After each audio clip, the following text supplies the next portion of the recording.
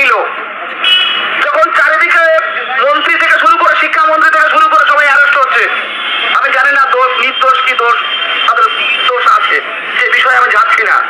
তখন সেই পরিস্থিতিতে কিন্তু প্রাথমিক টেন নিলেন, স্বচ্ছতা হিসাবে খ্যাত।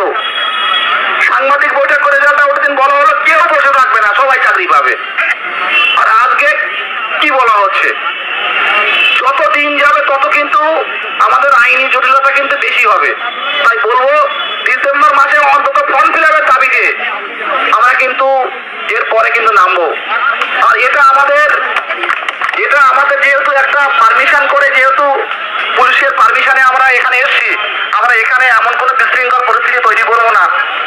যে সাহেব নিজের দায়িত্বে আমাদের পারমিশনটা দিয়েছেন, ওনার উপরে প্রেশার আসুক, আমরা শান্তভাবে শেষ করবো। এখন শেষ হচ্ছে না, তো আগামী দিনে আমরা পশ্চিমবঙ্গের নাগরিক হিসাবে আমরা যাব, কোনো পারমিশন নিয়ে নয়, কোনো পারমিশন নিয়ে আগামী দিনে যাব না। আজকে বিএড নেই, দেরি হবে তত কিন্তু আইনি জটিলতা বাড়বে। আর একটা কেস যেহেতু hello friends, welcome to my YouTube channel the way pace education. So friends, দেখতেই পেলে যে কালকে বিষয়টা কী ঘটেছিল এবং যিনি বক্তৃতা দিচ্ছিলেন, আশা করছি 2022 টেটের সকলে যারা চাকরি প্রার্থী তারা সকলেই জানেন যে তিনি কে এবং তার নাম কি। সে বিষয়ে আমি বিশেষ কিছু বলছি না, যেহেতু সকলেই পরিচিত। তো প্রথমে আমার ভিডিওটা দেখানো এটাই উদ্দেশ্য যে কালকে এখনও দেখো আমার গলা কিন্তু টোটালি ধরে রয়েছে এবং গলাটা টোটালি বসে গেছে আর কি। তো আমি তাই ক্লাস করাতে আজকে পারলাম না। পিপিটি কিন্তু রেডি আছে তোমাদের জন্য। যে ইন্টারভিউ ক্লাস চলছিল 2022 স্টেটে তা কিন্তু চলবে এবং কন্টিনিউ চলবে, কারণ পড়ার সাথে সাথে আন্দোলন যেমন রয়েছে, অবস্থান বিক্ষোভ রয়েছে, পড়াটাও কিন্তু জরুরি। তো প্রথমেই ভিডিওটা দেখালাম এই কারণেই, কারণ কালকে যারা গেছো, যারা উপস্থিত আছো, তারা তো সকলেই জানো যে কী বিষয় ঘটেছে এবং কী হতে চলেছে বা কী হবে। এবং যারা উপস্থিত ছিলে না তারা কিন্তু বিষয়টা ভালো করে শোনো আমি যেগুলো বলছি। তো যারা ভিডিওতে নতুন অবশ্যই ভিডিওটি লাইক করো, বন্ধুদের সাথে শেয়ার করো, যাতে সকলে বিষয়টি জানে। এবং সাথে সাথে বলবো চ্যানেলটি সাবস্ক্রাইব করে বেল নোটিফিকেশানটি অন করো, যাতে করে ডাব্লিউবি টেট ইন্টারভিউ যে ক্লাসগুলো আছে সকলেই তোমরা সঠিকভাবে এবং প্রত্যেকটা ক্লাস কিন্তু পেয়ে যাবে সঠিক সময়ে নোটিফিকেশান আকারে। আর প্রত্যেকটা ক্লাসের কিন্তু পিডিএফ তোমরা ফ্রি অফ কস্ট টেলিগ্রাম চ্যানেলে পেয়ে যাবে। তো আমি টেলিগ্রাম চ্যানেলের লিঙ্ক এবং যে ডাব্লিউবি টেট ইন্টারভিউ যে প্লেলিস্ট লিঙ্ক দুটোই কিন্তু আমি এই ভিডিও ডেসক্রিপশান বক্সে দিয়ে দেবো, তোমরা কিন্তু ভিডিওগুলো দেখে নেবে এবং টেলিগ্রাম চ্যানেল যুক্ত হবে। তো দেখো যে বিষয়গুলো বলতে চাইছি যে 26 তারিখ যে কালকে অর্থাৎ 2022 স্টেটের যে উত্তীর্ণদের মিছিল ছিল, এখানে কিন্তু কিছু বার্তা পাওয়া গেছে এবং কিছু আমি যেটা অনুভব করলাম আর কি, যে বিষয়গুলো যেটা আমার এজামশান আর কি, আমি যেগুলো বলছি, কারণ যেহেতু আমি প্রত্যক্ষদর্শী সেখানে ছিলাম সেই হিসাবে বলছি। আর আগামী 28 নভেম্বর পর্ষদ অফিসের সামনে কিন্তু অবস্থান বিক্ষোভ রয়েছে, সেটার বিষয়ে বলবো। আর 2022 স্টেট ইন্টারভিউ নিয়ে সরকার কি ভাবছে, অর্থাৎ শূন্যপদের ব্যাপারে কি ভাবছে এবং 22 স্টেটদের সাথে কি তাহলে প্রতারণা করা হচ্ছে, এই সমস্ত বিষয়ে আলোচনা করব। ওকে, সরি। তো দেখো কি বলছি বিষয়টা, যে প্রথম হচ্ছে যে কালকে যেহেতু একটা আমাদের সকলেরই একটা 2022 স্টেটের কী ছিল, একটা আন্দোলন ছিল, যেটা কোথার থেকে ছিল বলো তো, যেটা শিয়ালদা মেট্রো থেকে ধর্মশালা পর্যন্ত ছিল। রানী রাসমণি যেখানে সকলে দেখেছো যে জাতীয় সঙ্গীত গাওয়া হলো, তার আগে শিয়ালদা মেট্রোতে কিন্তু সংবিধানের প্রস্তাবনা কিন্তু পড়ালো, অর্থাৎ একটা শিক্ষক সুলভ আচরণ আকারে কিন্তু আমরা কালকের বিক্ষোভটা হয়েছিল আর কি। তো যেহেতু পুলিশ পারমিশন ছিল, সেখানে কিন্তু কোনোভাবেই আইন অমান্য আন্দোলন করাটা যুক্তিযুক্ত হবে না, কারণ একটার প্রতি পারমিশন নিয়ে একটা অন্য করাটা কিন্তু যুক্তিযুক্ত নয় এবং এটা প্রশাসনের বিরুদ্ধে।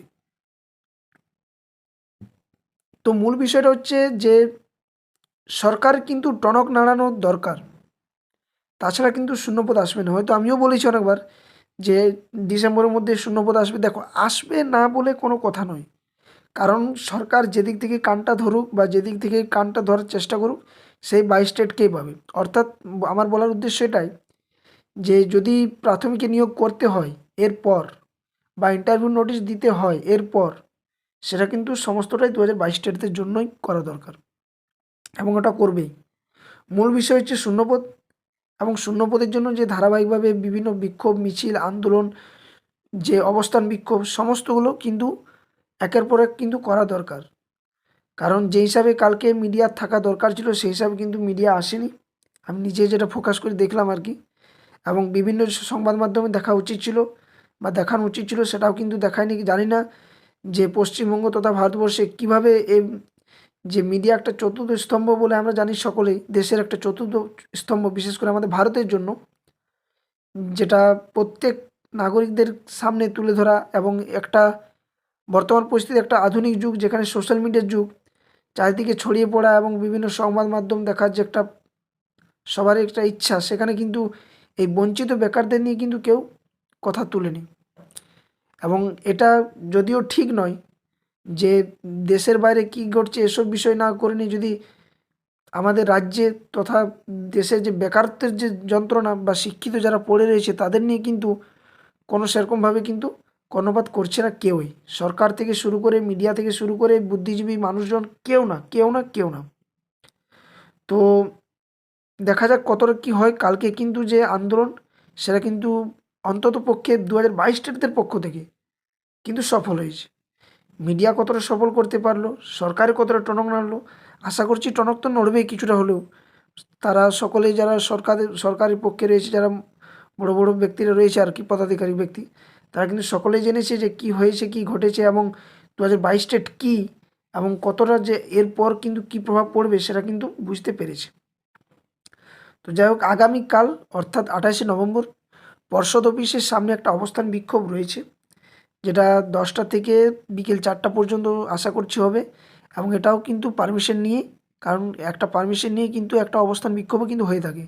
আর যদি সেটা অনশনের মতো করতে হয় সেটা কিন্তু কোর্ট পারমিশন দরকার, যেটা কিন্তু 2022 স্টেট চেষ্টা করেছে এবং এখনও পর্যন্ত কিন্তু সুরাহা সেটার হয়নি। এর আগে যদিও হয়েছিল কিন্তু এখন দেয়নি আর কি।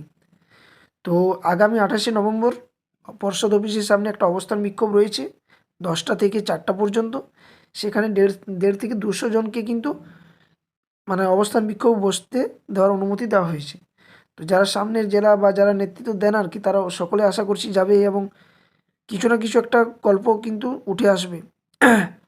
যে সেক্রেটারি রয়েছে আর কি, অর্থাৎ বিভিন্ন যে জেলা ডিপিএসসিগুলো রয়েছে তাদের কাছ থেকে যিনি শূন্যপদ কালেক্ট করেন বা যার দায়িত্ব রয়েছে, তিনি কিন্তু সে বিষয়ে ওনার সাথে কিন্তু গল্প করার কিন্তু একটা প্রবণতা রয়েছে। তো দেখা যাক কালকে কী খবর আসছে, এটা বললাম। আর তৃতীয় হচ্ছে 22 স্টেটের ইন্টারভিউ নিয়ে সরকার কী ভাবছে। দেখো, সরকার কিন্তু এমন নয় যে ইন্টারভিউ নোটিশ দেবে না।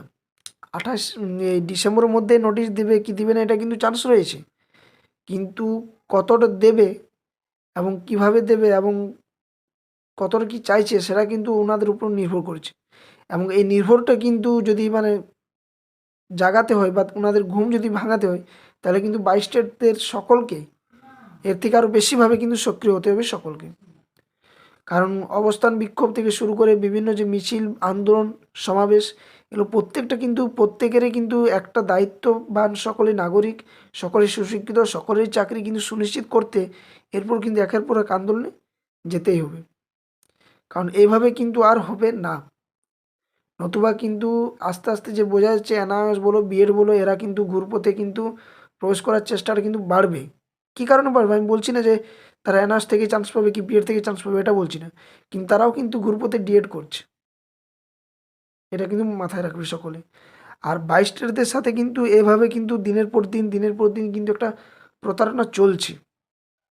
যে এতদিন 2017-র পর যে টেট ফর্ম ফিল আপ হয়, 2021-এ ওদের পরীক্ষা হয়ে ইন্টারভিউ 24 লেগে গেলো, 7 বছর।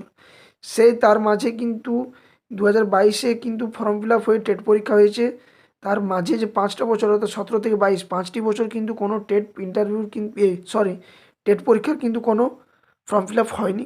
এক, দ্বিতীয় হচ্ছে, এগুলো আমরা সকলে জানি, তাও আমি বিষয়গুলো বলছি। এক, দ্বিতীয় হচ্ছে 22 থেকে 24 শেষ, প্রায় 2টো বছর শেষ হয়ে গেলো, একদম শেষ 2টো বছর। তো এই 2টো বছর শেষ হওয়ার পরেও কিন্তু এখনও পর্যন্ত কোনো ইন্টারভিউ নিয়ে কিছু সুরাহা কিন্তু সরকার করেনি। বারবার বিভিন্ন কোনো ডিপিএসসিতে বলছে শূন্যপদ কালেক্ট হচ্ছে, কোনো ডিপিএসসিতে বলছে শূন্যপদ কালেক্ট হয়নি, কোনো জায়গাতে বলছে পঞ্চম শ্রেণী যুক্ত হচ্ছে, কোনো জায়গাতে বলছে পঞ্চম শ্রেণী যুক্ত হয়নি। এগুলো কিন্তু মিডিয়া কিন্তু এগুলো ঠিক ছড়াচ্ছে, কিন্তু আসল যে আন্দোলন করছে, কী জন্য করছে, কী চাহিদা, সেটা নিয়ে কিন্তু কোনো মিডিয়া কিন্তু তার ভ্রুক্ষেপ করছে না। তো এভাবে কিন্তু বসে থাকলে হবে না, সত্যি কিন্তু প্রতারণা চলছে এভাবে 2022 টেটদের সাথে।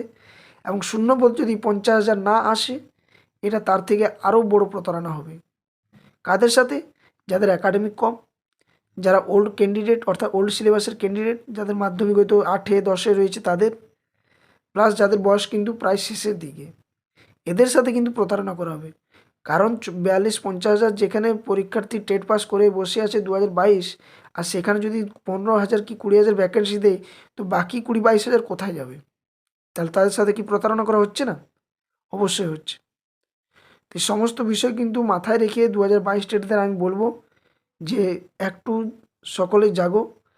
কিছুদিন পর আশা করছি যদি পারা যায় তো একটা টুইটার ক্যাম্পেইন কিন্তু করতে হবে সকলকে একসাথে। দেখা যাক কতটা কী করা যায়। টুইটার ক্যাম্পেইন কিন্তু অবশ্যই করতে হবে সকলকে একসাথে মিলে। কারণ এগুলোও কিন্তু সময়, সময় জরুরি রয়েছে।